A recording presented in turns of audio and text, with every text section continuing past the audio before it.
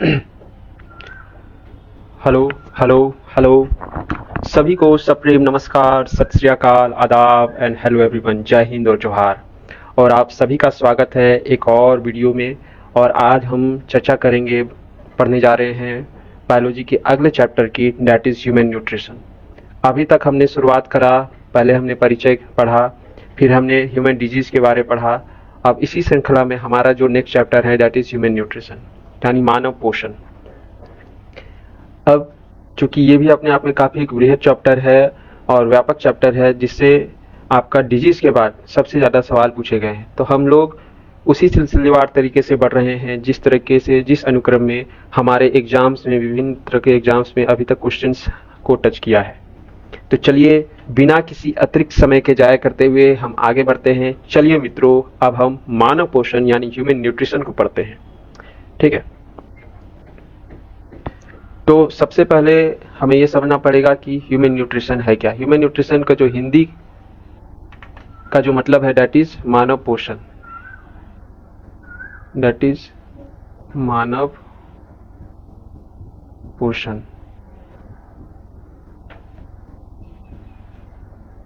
ठीक है, और न्यूट्रिशन को समझने से पहले हम यहाँ पे देख लेते हैं इस टॉपिक में, इस चैप्टर में हम किन किन टॉपिक्स को पहले हम घेरेंगे। तो सबसे पहले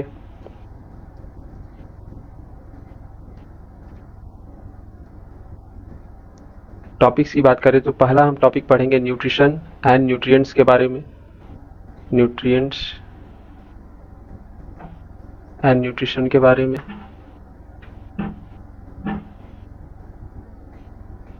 दूसरा इसी कड़ी में होगा हमारा टाइप्स ऑफ न्यूट्रिएंट्स। टाइप्स के बाद हम शुरुआत करेंगे कार्बोहाइड्रेट से। प्रमुख जो 5 जो न्यूट्रिएंट्स हैं जो क्योंकि हमारे डेली लाइफ में काफ़ी आवश्यक रोल निभाते हैं, उनके बारे में पढ़ेंगे, जिसमें शुरुआत करेंगे हम लोग कार्बोहाइड्रेट से।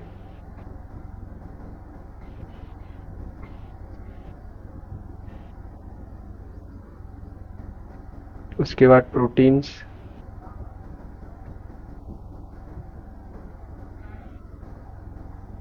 इसके बाद हम लोग फैट के बारे में पढ़ेंगे,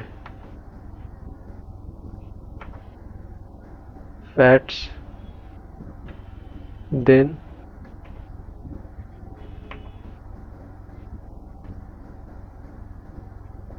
फैट्स, देन प्रोटीन,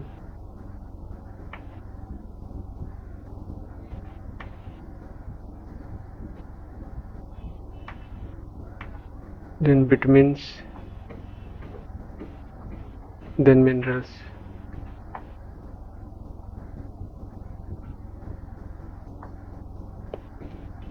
इन जो सारे जो तत्व हैं, जो भी न्यूट्रिएंट्स हैं, इनके हर एक जो एक्सपेक्ट है उनको देखेंगे, चाहे उनका कैरेक्टरिस्टिक्स हो, ठीक है, उनकी जो विशेषताएं हैं,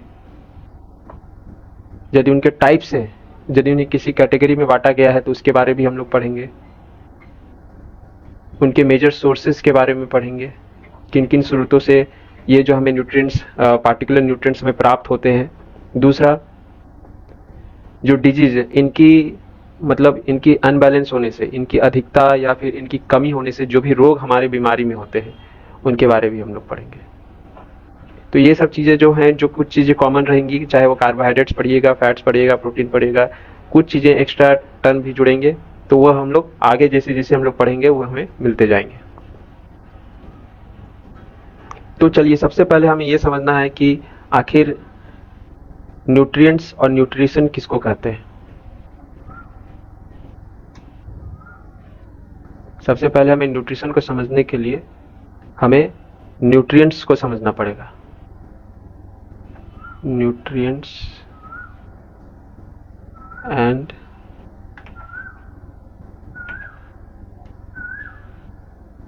न्यूट्रिशन।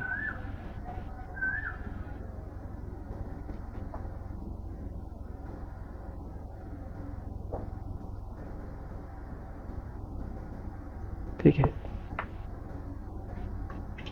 सबसे पहले हमें यहाँ पे देखना है कि आखिर न्यूट्रिएंट्स क्या होता है। देखिए, हमारा जो बॉडी है, जो मानव जो शरीर है, मानव शरीर जो है, जो ह्यूमन बॉडी है, इसको दैनिक जीवन में मतलब कुछ कार्य करने पड़ते हैं, ठीक है, जीवित रहने के लिए। कुछ जो बेसिक एक्टिविटीज है वो इसे करने पड़ते हैं, बेसिक डेली एक्टिविटीज करने पड़ते हैं,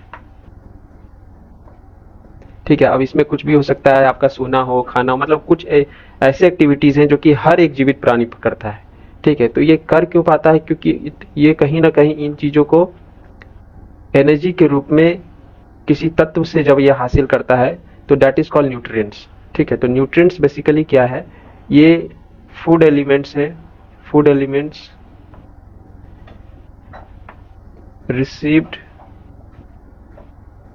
टू ह्यूमन बॉडी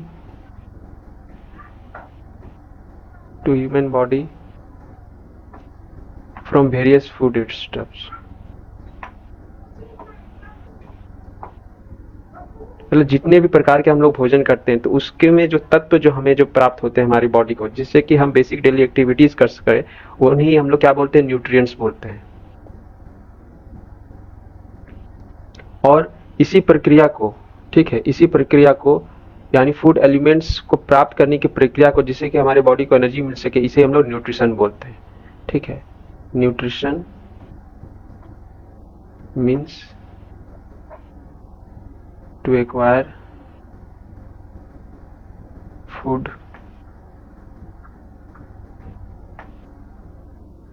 न्यूट्रिएंट्स।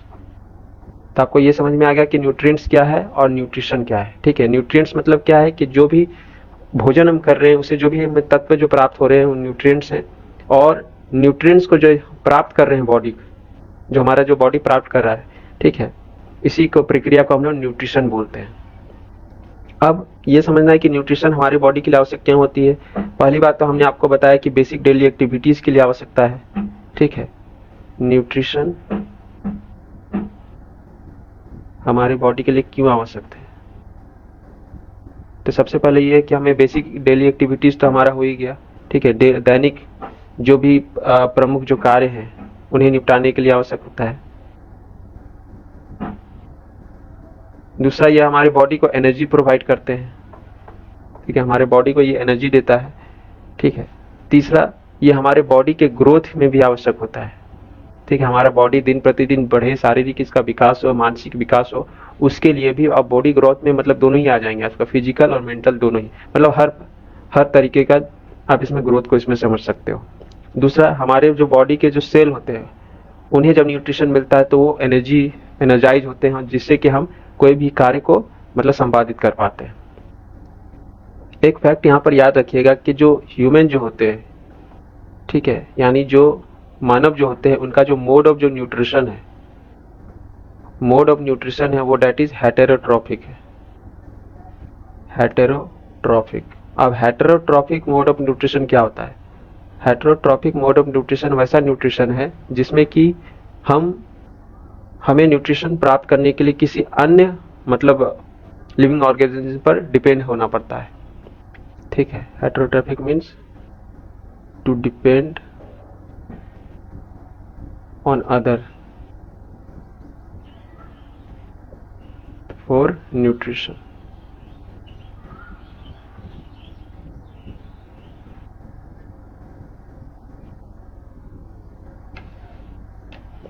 ये तो हमारा हो गया।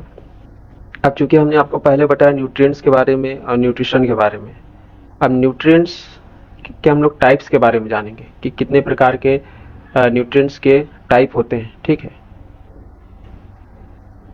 Types of nutrients.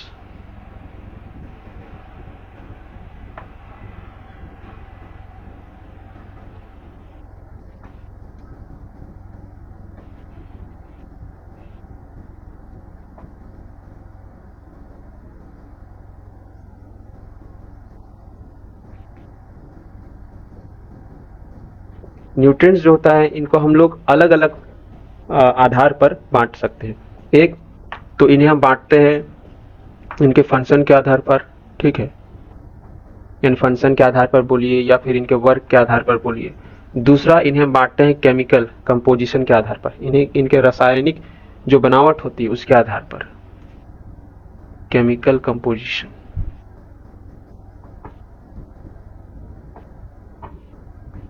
ठीक है।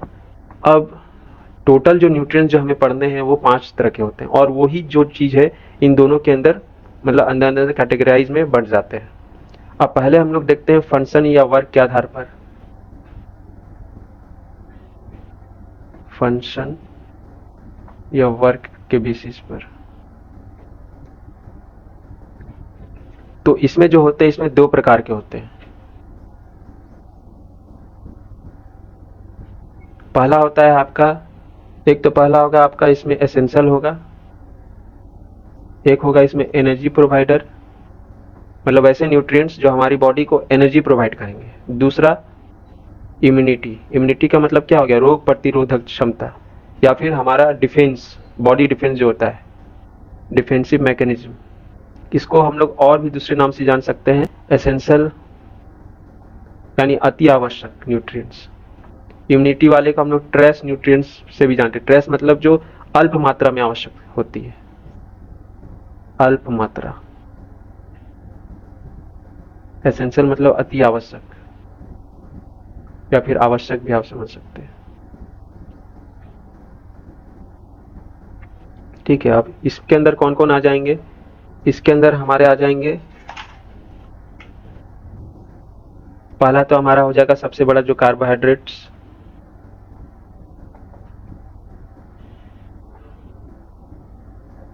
ठीक है। दूसरा आ जाएगा इसमें fats, and third one is protein.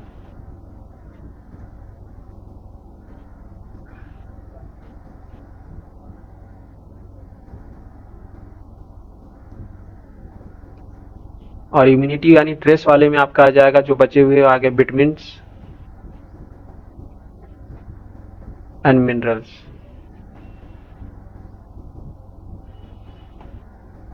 Carbohydrate जो होता है इंस्टेंट एनर्जी प्रोवाइडर का काम करता है, ठीक है। फैट्स जो करता है एनर्जी को स्टोर्ड का काम करता है। प्रोटीन क्या करता है, बॉडी बिल्डिंग, मसल्स बिल्डिंग में ये हेल्पफुल होता है, ठीक है। ये इंस्टेंट एनर्जी यानी त्वरित ऊर्जा हमारी बॉडी को ये प्रदान करता है। फैट्स स्टोर्ड करता है, और प्रोटीन बॉडी बिल्डिंग में ये मददगार होता है। विटामिन्स और मिनरल्स के बारे में हमने आपको बताया, ये ट्रेस यानी अल्प मात्रा में ये हमारे बॉडी को आवश्यक होते हैं।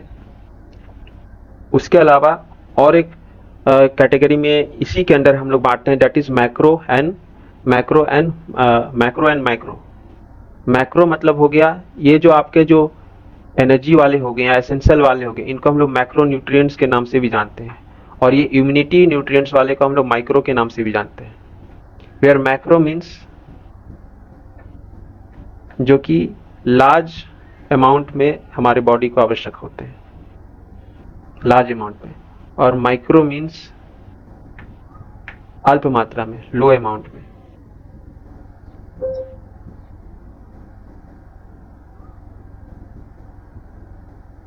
ठीक है। और दूसरा जो आधार है that is chemical composition.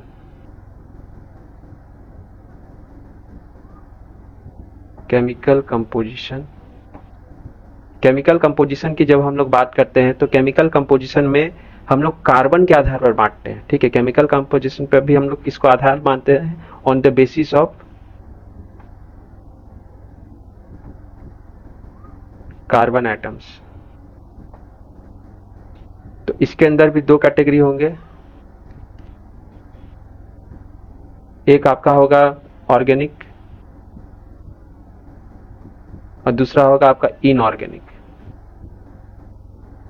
Organic में क्या होता है कि कार्बन एटम की जो संख्या होती है वो ज्यादा होती है, यानी प्रचुर मात्रा में पाई जाती है, कार्बन एटम्स इन एबंडेंस। वहीं यदि इनऑर्गेनिक की बात करें तो कार्बन एटम या तो एब्सेंट भी होते हैं या तो वो नाम मात्र होते हैं, अल्प मात्रा में पाए जाते हैं।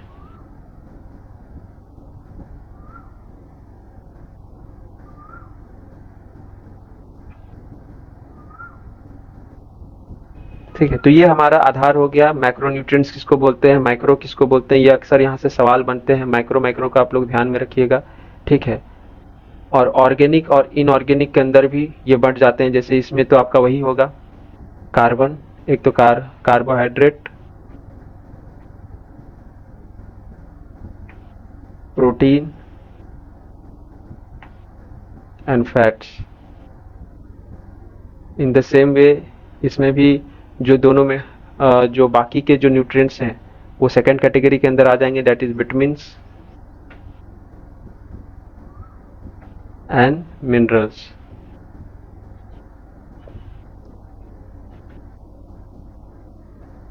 ठीक है, तो ये हमारा पूरा हो गया न्यूट्रिशन के बारे में, न्यूट्रिएंट्स के बारे में, टाइप्स हो गए। अब हम लोग आगे बढ़ेंगे, अब बारी बारी से जो प्रत्येक जो न्यूट्रिएंट्स की जो हमने बात रखी है, carbohydrate, fats, proteins and vitamins and minerals, अब इनको लेकर हम लोग आगे बढ़ेंगे। तो इसमें जो हमारा जो पहला जो सर्वप्रथम जो न्यूट्रिएंट्स है that we will talk about, that is carbohydrates. ठीक है, कार्बोहाइड्रेट को हम लोग शॉर्ट फॉर्म में कार्ब्स भी बोलते हैं।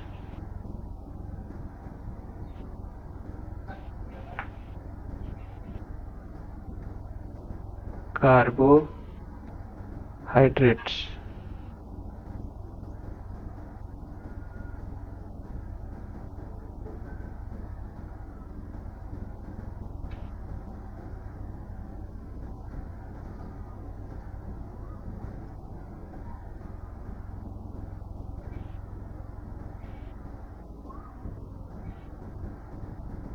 कार्बोहाइड्रेट्स, कार्बोहाइड्रेट जो है ये सबसे वन ऑफ द मोस्ट नहीं, सबसे मोस्ट इंपॉर्टेंट न्यूट्रिएंट्स है जो कि जिसकी की आवश्यकता होती है हमारे बॉडी को, हमारे शरीर को। ठीक है, कार्बोहाइड्रेट जो है मोस्ट इंपॉर्टेंट एंड एबंडेंट में भी जो प्रचुर मात्रा में जो पाया जाता है।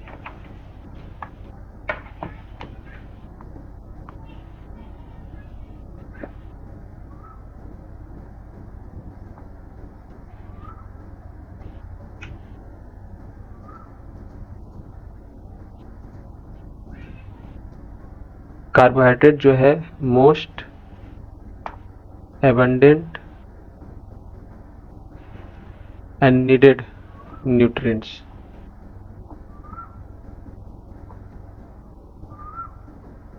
है हमारे बॉडी के लिए। मोस्ट एबंडेंट क्यों है? ठीक है, ये प्रकृति में काफ़ी ज़्यादा मात्रा में पाया जाता है और हमारे बॉडी को सबसे ज़्यादा आवश्यक होती है कार्बोहाइड्रेट की। इवन जो 75 से 80%, 70 से 80% की जो एनर्जी है, 70 से 80% का जो हमें जो एनर्जी जो मिलती है हमारे बॉडी को, वो हमें कार्बोहाइड्रेट से ही मिलती है। ठीक है, इसका जो जनरल फॉर्मूला एक होता है, जनरल फॉर्मूला होता है जो कि अक्सर एग्जाम में भी पूछ दिया जाता है, दैट इज CnH2nNO। यानी इसमें जो कार्बन, हाइड्रोजन और ऑक्सीजन एटम मिलकर एक बना होता है और इनका जो रेशियो होता है दैट इज 1:2:1। ये भी आपको एग्जाम में अक्सर पूछा जाता है कि कार्बोहाइड्रेट में कार्बन हाइड्रोजन एटम का रेशियो क्या होता है। ठीक है, 1:2:1 दे देगा, 2:2:1 दे देगा, लाइक दैट। ठीक है, कार्बो मीन्स हो गया आपका कार्बन और हाइड्रेट्स का मतलब हो गया वाटर कंपोनेंट। ठीक है, H2O। कार्बोहाइड्रेट से क्या होता है कि हमें इंस्टेंट एनर्जी मिलती है, मतलब त्वरित ऊर्जा जिसे बोलते हैं, इंस्टेंट और मैक्सिमम एनर्जी, प्रचुर मात्रा में हमें ऊर्जा प्राप्त होती है। तो यहां से भी आपका सवाल बन जाएगा कि मैक्सिमम एनर्जी हमें किस न्यूट्रिएंट से मिलती है, तो दैट इज कार्बोहाइड्रेट्स। ठीक है, अब इसी कारण से इसको हम लोग, मतलब इसकी एनर्जी में इतनी ज्यादा इसकी सहभागिता है, इतना ज्यादा इसका इंपॉर्टेंट रोल है, and that's why it is also called as the energy molecules. इसीलिए इसे हम लोग एनर्जी मॉलिक्यूल्स के नाम से भी जानते हैं।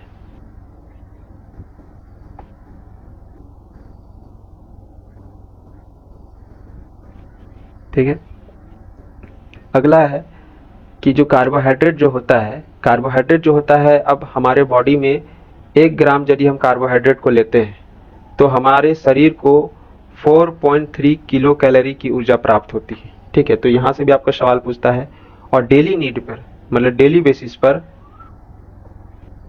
बेसिस पर ये हमें 400 से 700 ग्राम में आवश्यक होता है। अब इसको आप मल्टीप्लाई कर लीजिए कि इतना क्या है, मतलब इतना यदि हम कार्बोहाइड्रेट ले रहे हैं तो हमारे शरीर को वो इतना एनर्जी वो दे रहा है। ठीक है, कार्बोहाइड्रेट्स। कार्बोहाइड्रेट का जो सबसे जो सिंपल, इसका जो मेजर सोर्स जो देखने को मिलता है, इसके जो मेजर सोर्स आपको देखने को मिलेंगे, दैट इज पोटैटो, आलू हो गया,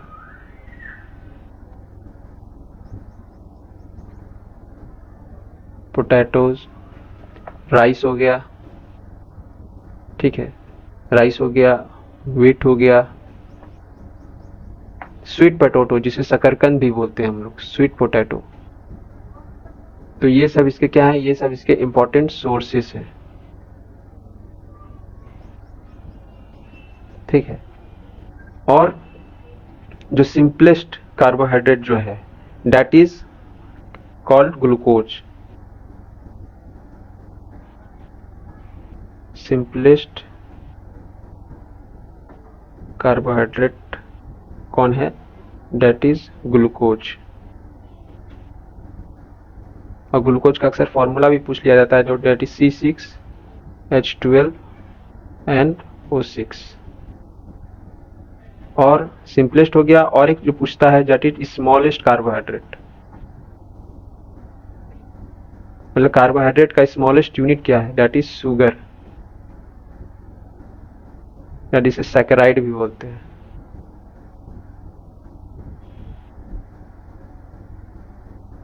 और ये जो होता है, ये जो कार्बोहाइड्रेट होता है, ये वाटर डिजॉर्बेबल होता है, यानी जो वाटर में जिसे घोला जा सके। वाटर मतलब ये जल में घुलनशील होता है।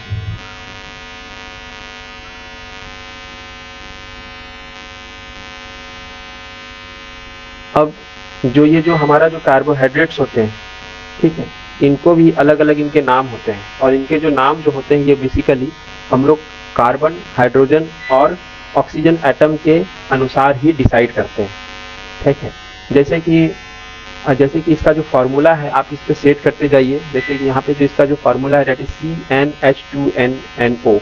तो जब आप इसको n को जब हमें 3 रखिए तो आपको जो मिलेगा उसका अलग नाम होगा। n को आप 4 रखिए तो that we will get another form carbohydrate जिसका कि एक अलग नाम होगा। ठीक है, अब इसके जो अलग अलग जो इसके नाम जो पढ़ते हैं, दैट इज सपोज मान लीजिए, मैं क्या बोल रहा हूँ, इसके based on number of CH&O atoms, यानी carbon, hydrogen and oxygen atom.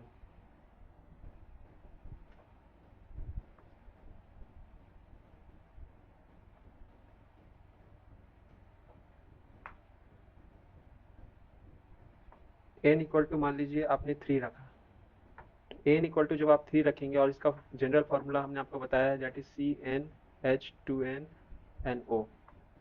तो इससे हमारा निकलेगा C3H6NO3। ठीक है, n इक्वल टू जब आप इसमें 4 रखिएगा तो आपका जो कंपाउंड जो निकलेगा with the formula that is C4H8NO4। In the same way जब आप यहाँ पर n6 रख देते हैं या 5 रख देते हैं, ठीक है, चलिए मान लीजिए 5 रख देते हैं, तो वी विल गेट C5H10O5। अब इसमें जैसे जो C3H6O3 का जो नाम है दैट इज ट्राइओज, यहाँ पे देखिए 3 है, तो ये हमें जो कंपाउंड का जो नाम बनेगा ट्राइओज, ये 4 है तो इसका नाम बनेगा टेट्रोज। एंड मान लीजिए यहाँ पे 5 है, 5 4 पेंट यानी पेंटोज। एक चीज यहाँ पर आप कॉमन देख रहे हैं दैट इज ओज ओज ओज। तो इसका मतलब क्या हुआ कि कार्बोहाइड्रेट का जो भी नामांकन जो होता है, जो भी उसका जो नेमिंग होता है, वो ओज उसमें जुड़ता है। ठीक है, यानी ये जो ओज जो है ये आपका ये दर्शाता है कि ये किसी ना किसी प्रकार का ये कार्बोहाइड्रेट है। अब इसी तरह आगे आप बढ़ सकते हैं, हेक्सोज, ठीक है, सेप्टोज, ऑक्टोज, लाइक दैट। तो जब भी आपको ओज मिले तो आपको समझ जाना है कि दैट इज आपको वो क्या है, वो एक प्रकार का कार्बोहाइड्रेट है। अब जैसे एक और हमारा होता है, डेट इज ग्लूकोज, जो कि काफी फेमस है। इसका होता है C6H12O6, ग्लूकोज। ठीक है, ग्लूकोज। ये एक प्रकार का क्या है, ये हेक्सोज है।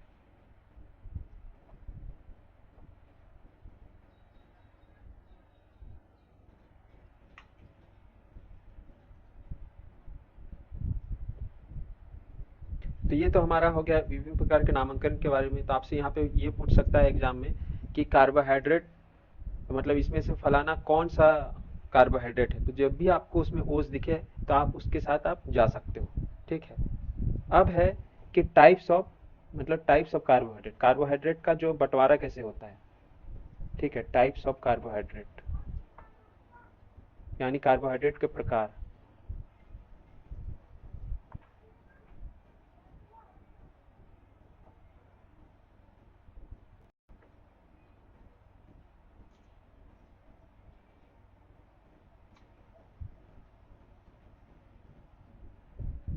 इसका जो इसका जो बंटवारा का देखिए, कोई भी चीज का जो हम क्लासिफाई करते हैं ना, बंटवारा करते हैं, तो हमने क्या बताया था जब हम क्लासिफिकेशन पढ़ रहे थे शुरुआती चैप्टर में, थोड़ा सा इंट्रोड्यूस करा था।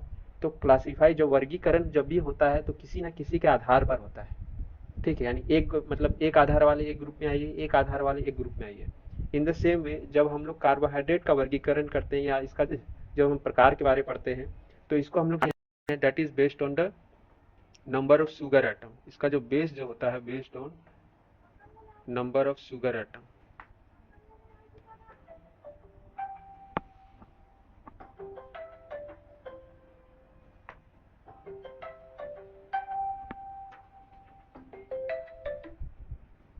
ठीक है, based on number of sugar atom.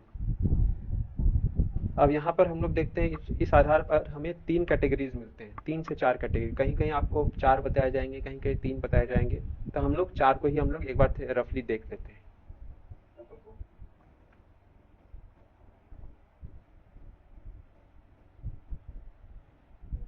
पहला है आपका मोनोसैकेराइड।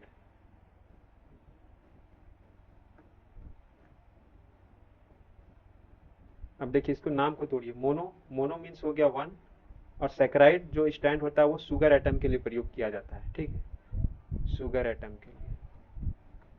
यानी इससे साफ पता चल गया कि इसमें कितने शुगर एटम मिलेंगे आपको, 1 शुगर एटम।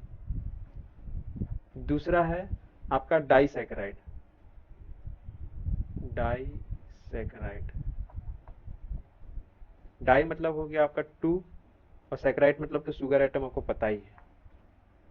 थर्ड वन जैसे हो गया, दैट इज ओलिगोसैकेराइड। ओलिगोसैकेराइड। ठीक है, इसमें क्या होता है, इसमें 2 से 10 शुगर एटम होते हैं, मतलब 2 से 10 तक के जितने भी शुगर एटम वाले कार्बोहाइड्रेट होंगे वो आपके ओलिगोसैकेराइड कहलाएंगे या ओलिगोसैकेराइड के अंदर आते हैं। Last one that is polysaccharide. Polysaccharide में आपके जो 10 से अधिक शुगर एटम वाले जितने भी कार्बोहाइड्रेट होंगे वो सारे इसके अंदर आपको मिलेंगे। अब हम लोग बारी बारी से हर एक प्रकार के जो सैकेराइड हैं, यानी हर एक प्रकार के जो कार्बोहाइड्रेट टाइप्स है, उनको हम लोग एक बार देखते हैं। ठीक है, तो इसमें सबसे जो प्रथम है हमारा, दैट इज मोनोसैकेराइड।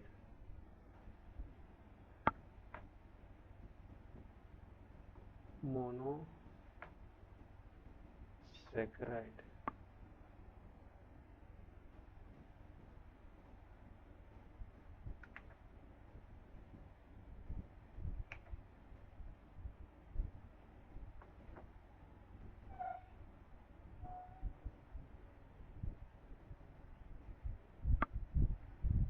मोनोसैकेराइड के बारे में हम लोग को बताया, इसमें कितने शुगर एटम होते हैं, इसमें आपका 1 शुगर एटम होता है।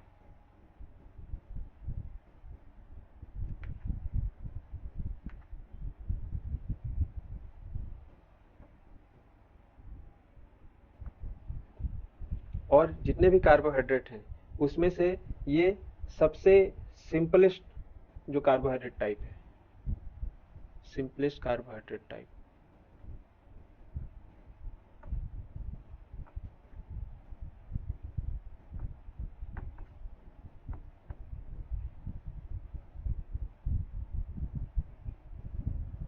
जो कि आपका एक पॉलीहाइड्रोक्सी और केटोन यूनिट का बना होता है, सिंपलेस्ट कार्बोहाइड्रेट टाइप। और इसमें कौन कौन से आपके यूनिट पाए जाते हैं, तो डेट इज वन पॉलीहाइड्रोक्सी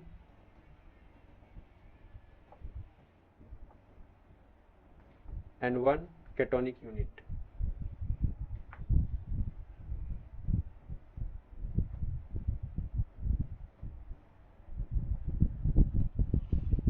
अब मोनोसेक्राइड के अंदर आपके जो कुछ कुछ जो कॉमन जो जस्ट अ सेकेंड,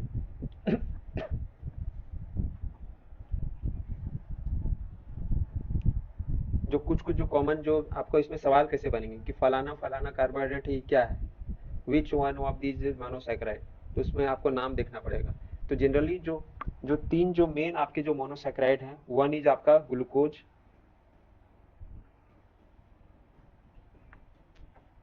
ठीक है। सेकंड वन इज आपका ग्लूकोज के बाद है आपका इसमें fructose, and another one is galactose. Glucose, fructose और लास्ट वन इज गैलेक्टोज।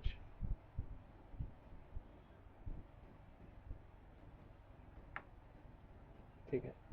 अब इन तीनों का जो फॉर्मूला जो होता है ना, ग्लूकोज, गैलेक्टोज, फ्रक्टोज,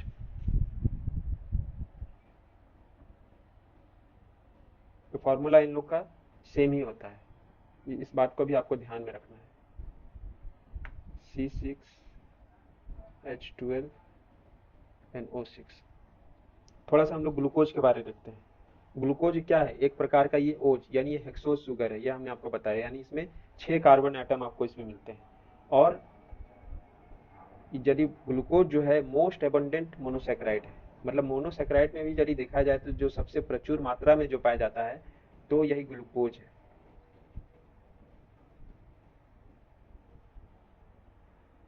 ठीक है। ये आपके हमारे ब्लड में अवेलेबल होता है, ब्लड में पाया जाता है। ठीक है, अंगूर में पाया जाता है, इसीलिए इसे ग्रेप शुगर भी बोलते हैं।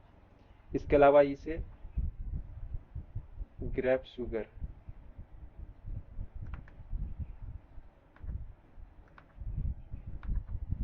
दैट इज कॉल्ड, इसे ग्रेप शुगर भी बोलते हैं। और इसके अलावा ये हनी में पाया जाता है। यदि ब्लड की जहाँ तक बात करें, ठीक है, ब्लड की हम लोग जहाँ तक बात करें, तो ब्लड में आमतौर पर जो नॉर्मली जो ग्लूकोज की जो मात्रा होती है वो होती है 80 टू 120 मिलीग्राम पर 100 ml ऑफ ब्लड। वहीं जब हम फास्टिंग में रहते हैं, जब हम बिन कुछ खाए पिए हम रहते हैं, तो that went down to 40 to 60 milligram in per 100 ml। तो ये यहाँ से भी आपको सवाल पूछे जाते हैं, ठीक है, कि नॉर्मल ग्लूकोज लेवल हमारे ब्लड में कितना होता है एंड फास्टिंग के दौरान कितना पाया जाता है। ठीक है, तो ये हमारा हो गया ग्लूकोज के बारे में। Now we will talk about the fructose.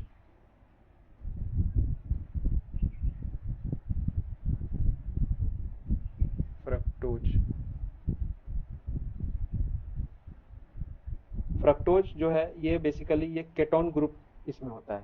ठीक है, आपसे यदि ये पूछेगा कि इसमें कौन सा ग्रुप होता है तो डेट इज केटोन ग्रुप। ठीक है, ज़्यादा इसका स्ट्रक्चर के बारे में नहीं पढ़ना है, ठीक है, क्योंकि ये कोई 12 बोर्ड नहीं है। जितना पूछा जा रहा है, पूछा गया है अभी तक, ठीक है, उस पर हम लोग बात कर रहे हैं। और प्रकृति में देखा जाए तो ये स्वीटेस्ट नेचुरल कार्बोहाइड्रेट है, स्वीटेस्ट नेचुरल।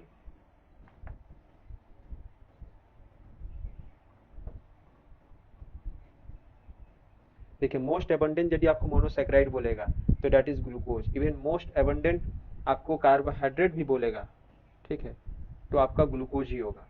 ठीक है, सिंपलेस्ट फॉर्म ऑफ कार्बोहाइड्रेट भी होगा तो ग्लूकोज ही होगा। लेकिन यदि स्वीटेस्ट बोलेगा यानी सबसे जो मीठा होगा प्राकृतिक रूप से, तो डेट इज फ्रुक्टोज। और ये बेसिकली पाया जाता है आपका फ्रूट में, फ्रूट में पाया जाता है ये, और इसीलिए हम लोग इसे फ्रूट शुगर भी बोलते हैं।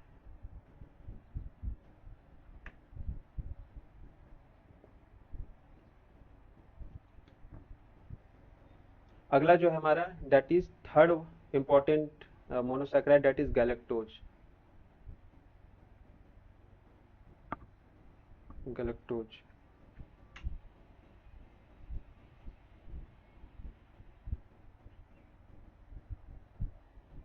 गैलेक्टोज क्या होता है? गैलेक्टोज को हम लोग एक और नाम से जानते हैं, तो that is brain sugar. Brain sugar इसलिए कहा जाता है कि जो नवजात जो बच्चे होते हैं उनके मस्तिष्क के लिए इस प्रकार का जो कार्बोहाइड्रेट मोनोसैकेराइड है काफी इंपॉर्टेंट होता है, मतलब उनके ब्रेन डेवलपमेंट के लिए, डेवलपमेंट ऑफ इन्फेंट्स, यानी इन्फेंट्स मतलब हो गया नवजात के मस्तिष्कों के लिए। ठीक है, और इसमें जो फंक्शनल ग्रुप जो होता है तो दैट इज, इसमें होता है CHO यानी एल्डिहाइड, एल्डिहाइड ग्रुप होता है। तो ये तो हमारा हो गया, पहले हमने ग्लूकोज देखा, फिर फ्रक्टोज देखा, then we have seen about a galactose. अब हम लोग आगे बढ़ते हैं, तो दैट इज डाइसैकेराइड। डाइसैकेराइड किसे कहते हैं? तो जैसा कि हमने आपको बताया, di stands for the two और saccharide stands for the sugar atom, number of sugar atoms. तो इसी कड़ी में हम लोग आगे बढ़ेंगे। डाई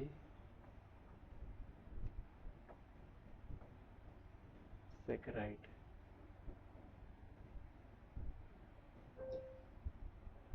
इसमें क्या होता है? टू शुगर एटम्स होते हैं।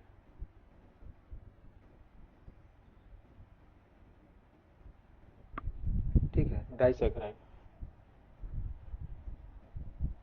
और इसमें जो प्रमुख जो हमारे जो पाए जाते हैं, तो that is, just a second,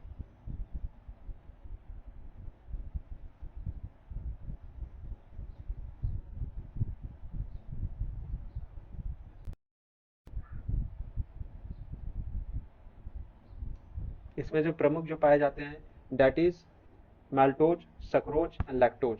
disaccharide का मतलब ये हो गया कि ये दो मॉलिक्यूल्स ऑफ शुगर जब आपस में कंबाइन होते हैं तब जाकर एक डाइसैकेराइड बनता है। ठीक है, तो इसमें जो सर्वप्रथम है that is maltose,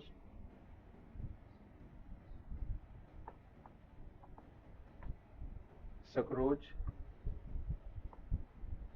and last one is lactose. ठीक है, और इन तीनों का जो फॉर्मूला जो होता है that is same, that is C12H,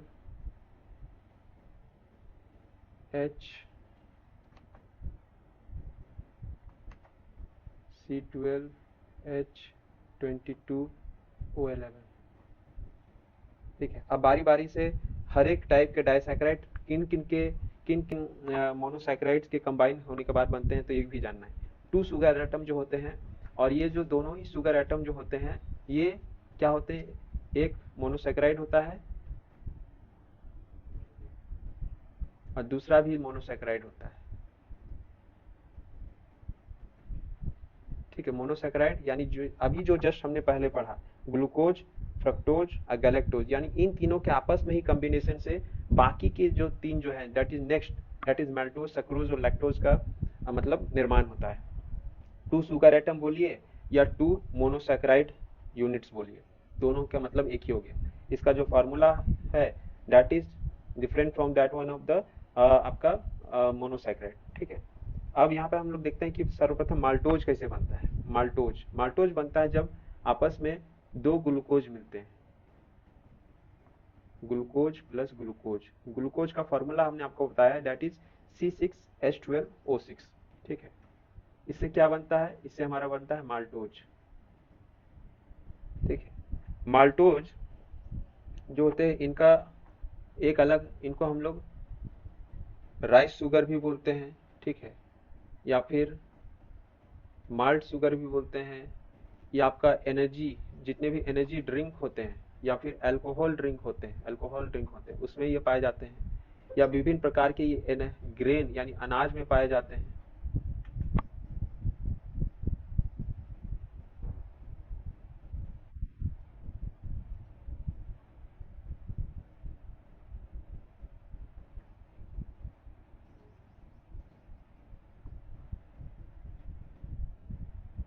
ठीक है, अगला जो है हमारा, ये तो हमारा ग्लूकोज प्लस ग्लूकोज माल्टोज। ये आपसे पूछा जाता है कि माल्टोज कैसे बनते हैं, तो हमें बताना है कि जब दो ग्लूकोज आपस में कंबाइन होते हैं।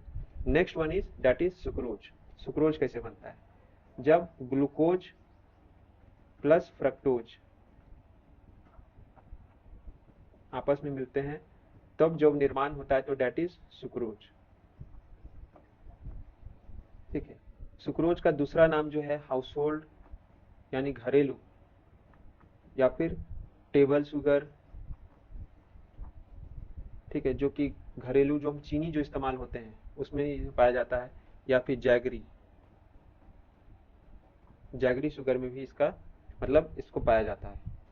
Another one is that is last one that is galactose. Galactose बनता है ग्लूकोज प्लस गैलेक्टोज से। तो देखिए एक चीज आपको ये देखने को मिलेगा, जितने भी प्रकार के डाइसैकेराइड्स जो हम यहाँ पढ़ रहे हैं तीनों में ग्लूकोज का प्रेजेंस है। बाकी जो दूसरा चीज है, दूसरा कंपोनेंट है, वो बदल जाता है। एक ग्लूकोज के साथ बनेगा, दूसरी वाली फ्रक्टोज के साथ बनेगा, ठीक है, तीसरी वाली गैलेक्टोज के साथ बनेगा। लैक्टोज ये आपके पाया जाता है मदर्स मिल्क, यानी जो माता की जो दूध होती है, ठीक है, मातृ दूध, उसमें ये पाया जाता है। अब इसको याद रखने का तरीका क्या है? ठीक है, इसमें आप सर्वप्रथम ये याद रखिए कि ग्लूकोज तो तीनों में मस्ट है। ठीक है, ग्लूकोज और गैलेक्टोज, यहाँ से देखिए लैक्टोज को पकड़िए, तो ये तो आपका एक हो गया।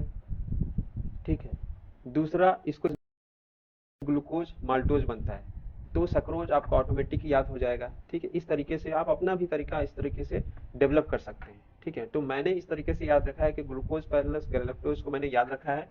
यहाँ पे लैक्टोज आता है तो इसलिए लैक्टोज हो गया, दूसरा डबल ग्लूकोज का मतलब माल्टोज हो गया, तीसरा मुझे याद रखने की आवश्यकता नहीं है क्योंकि वो ही बचता है, तो जाहिर सी बात है जो रेस्ट कॉम्बिनेशन है वो उससे हमारा क्या बनेगा, सुक्रोज ही बनेगा। ठीक है, अगला जो है हमारा that is oligosaccharides. Third one is oligosaccharides.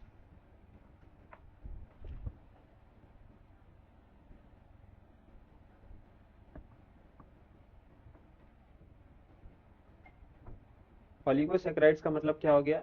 इसमें 2 से 10 शुगर एटम जब मिलते हैं तब जाकर ओलिगोसैकेराइड का निर्माण होता है। ठीक है, इस पर आमतौर पर ऐसे सवाल नहीं पूछे जाते हैं। कुछ एक के नाम आप इसमें याद रख सकते हैं, यदि 2 शुगर एटम है तो that is disaccharide.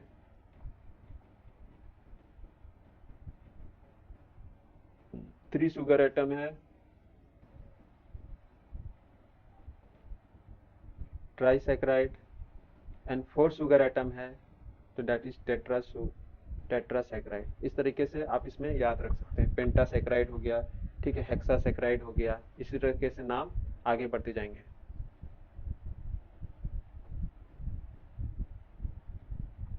Now we will move the uh, last type of carbohydrate, that is polysaccharide. Polysaccharide, polysaccharide, polysaccharide मतलब क्या होगा? पोली मतलब हो गया 10 से अधिक। 10 से अधिक जितने भी शुगर एटम हैं इनके कॉम्बिनेशन से जब भी कोई कार्बोहाइड्रेट बनेगा वो पॉलीसैकेराइड के अंदर आएगा। ठीक है, मोर देन 10 शुगर एटम।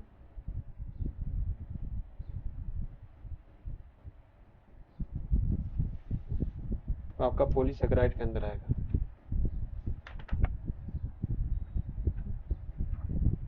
अब ये जो पॉलीसैकेराइड होता है, ठीक है, पॉलीसैकेराइड जो होता है ये बेसिकली 2 प्रकार का होता है।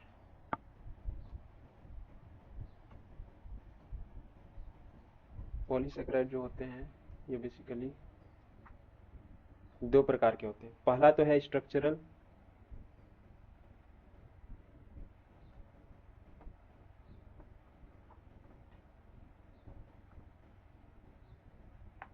And second one is storage. मतलब बेसिकली इनको जो बांटा गया है इनके फंक्शन के आधार पर बताया बांटा गया है। स्ट्रक्चरल का मतलब हो गया वैसे पॉलीसैकेराइड जो कि स्ट्रक्चर यानी उसकी जो ढांचा बनाने में ठीक है, मददगार होते हैं। स्टोरेज मतलब हो गया कि किसी प्रकार से एनर्जी के रिजर्व करने में उपयोगिता साबित होते हैं। स्ट्रक्चरल मतलब हो गया कि प्रोवाइड स्ट्रक्चरल सपोर्ट।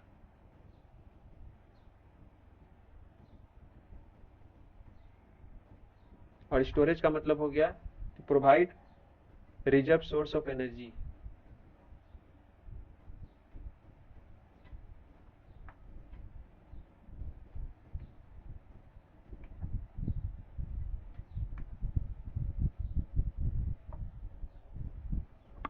ये हमारा हो गया स्ट्रक्चरल और स्टोरेज काइंड ऑफ पॉलीसेकेराइड। अब इसके अंदर हम लोग को पढ़ना है कि स्ट्रक्चरल पॉलीसेकेराइड कौन से होते हैं, ठीक है, और स्टोरेज वाले कौन से होते हैं। तो स्ट्रक्चरल में पहला जो नाम है दैट इज सेल्यूलोज। इसका नाम आपने काफी सुना होगा, सेल्यूलोज। सेल्यूलोज सेल्यूलोज जो है मोस्ट एबंडेंट कार्बोहाइड्रेट है नेचर में।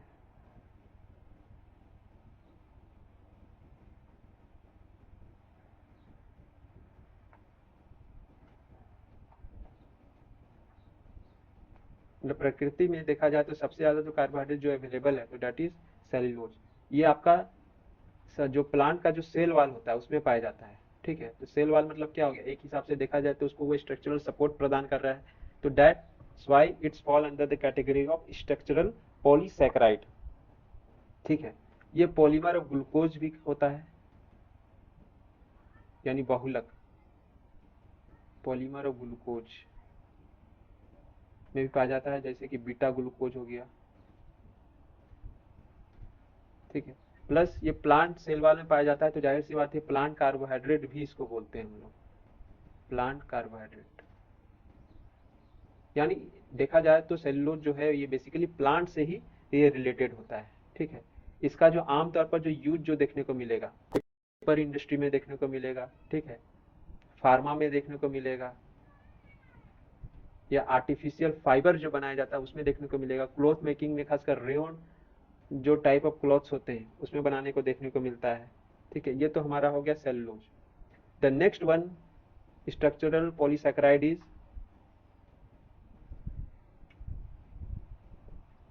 काइटिन।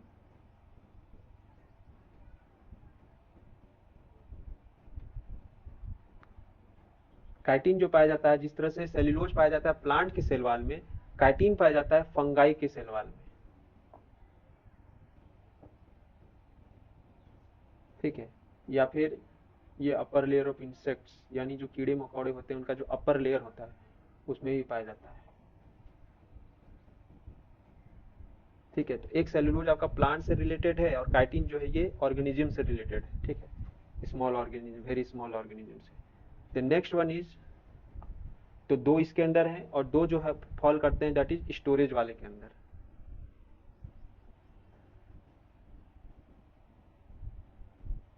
इसमें जो पहला है तो that is glycogen.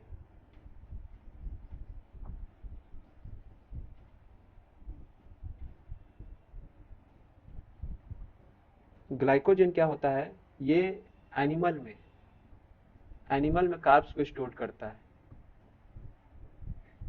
Carbs stored in animal. एक आपका प्लांट से था, एक आपका वेरी स्मॉल ऑर्गेनिज्म से था, दूसरा एनिमल, और इसीलिए इसको हम लोग एनिमल्स कार्बोहाइड्रेट भी बोलते हैं।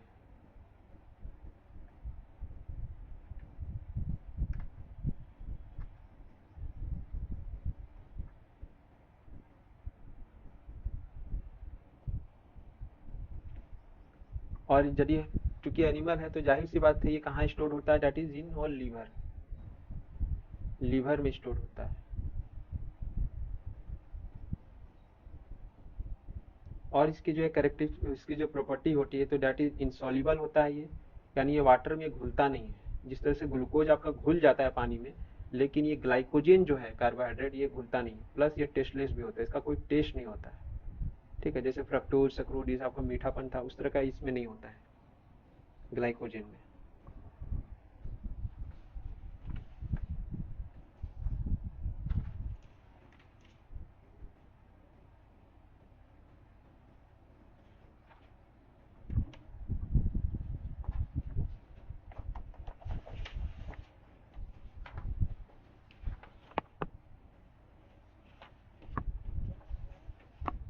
और एक चीज में आपको ध्यान में रखना है कि एक्सेस ऑफ ग्लूकोज जब भी होगा तो हमारा लीवर इसको स्टोर करता है, ठीक है। और जब भी ग्लूकोज का लेवल बहुत ज़्यादा बढ़ जाता है तो इंसुलिन रिलीज करता है। अगला वन है दैट इज स्टार्च।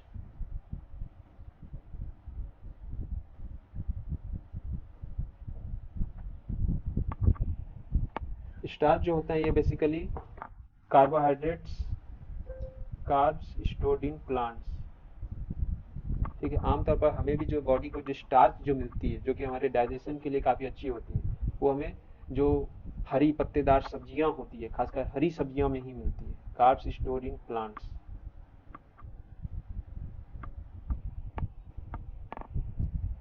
और जिसको जब हम भी इसको कोई एनिमल खाता है, ठीक है, एनिमल के अंदर इसको टायलिन नामक जो सेल्युलरी एंजाइम, टायलिन इसको डाइजेशन का काम करता है।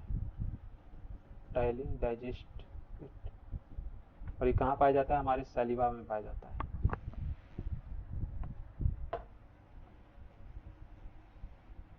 तो ये तो हमारा हो गया डिफरेंट टाइप्स ऑफ जो कार्बोहाइड्रेट हो गया, ठीक है। और ग्लाइकोजन से संबंधित कुछ एक इम्पॉर्टेंट पॉइंट आप लोग नोट कर लीजिए।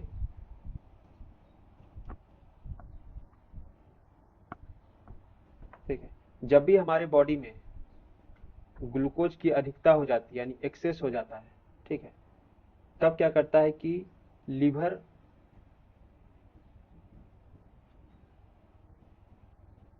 क्या करता है कि लीवर इसको स्टोर करता है अपने अंदर, और इस प्रक्रिया को क्या बोलते हैं? ग्लाइकोजेन बोलते हैं, ठीक है। इसी प्रक्रिया को, नहीं मतलब ग्लाइकोजेन नामक जो कार्बोहाइड्रेट है उसको स्टोर करता है, और इस प्रोसेस को बोलते हैं ग्लाइकोजेनेसिस,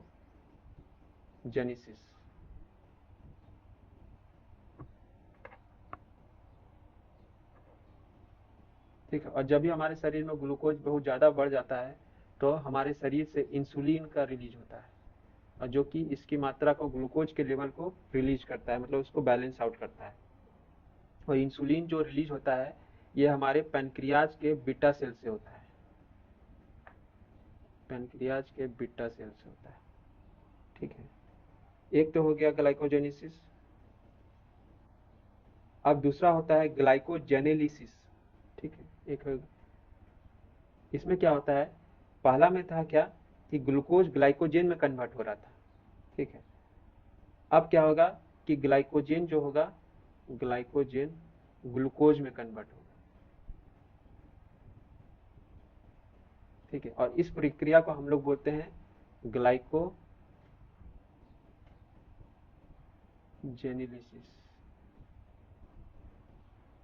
ठीक है।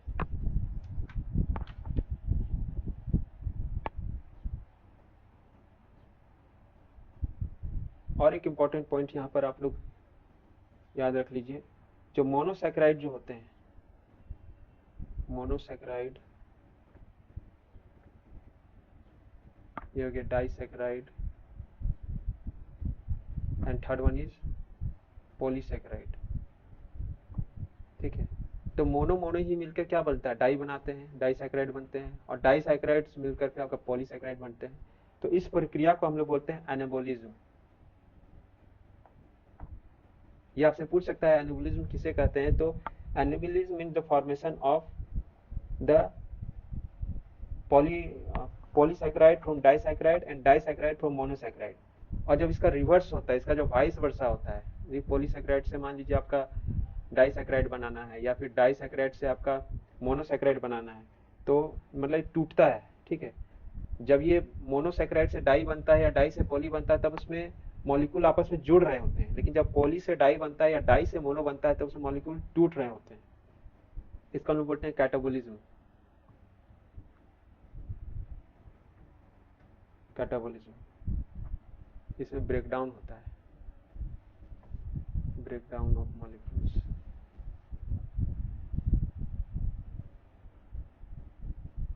इसमें ज्वाइनिंग होता है,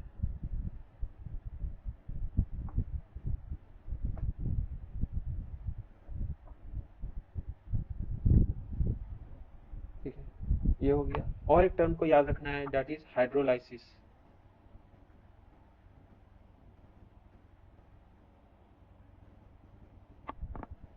ठीक है, का मतलब आप सभी को पता है, दैट इज वाटर। और जब भी उसमें लाइसिस जुड़ जाए, ठीक है, किसी भी टर्म के बाद में यदि लाइसिस जुड़ रहा है, यानी ये उसके ब्रेकडाउन, ये उसके टूटने को दर्शा रहा है। ठीक है, ब्रेकडाउन उसके खंडन को दर्शाता है। तो इसमें क्या होता है कि वाटर का टूटना।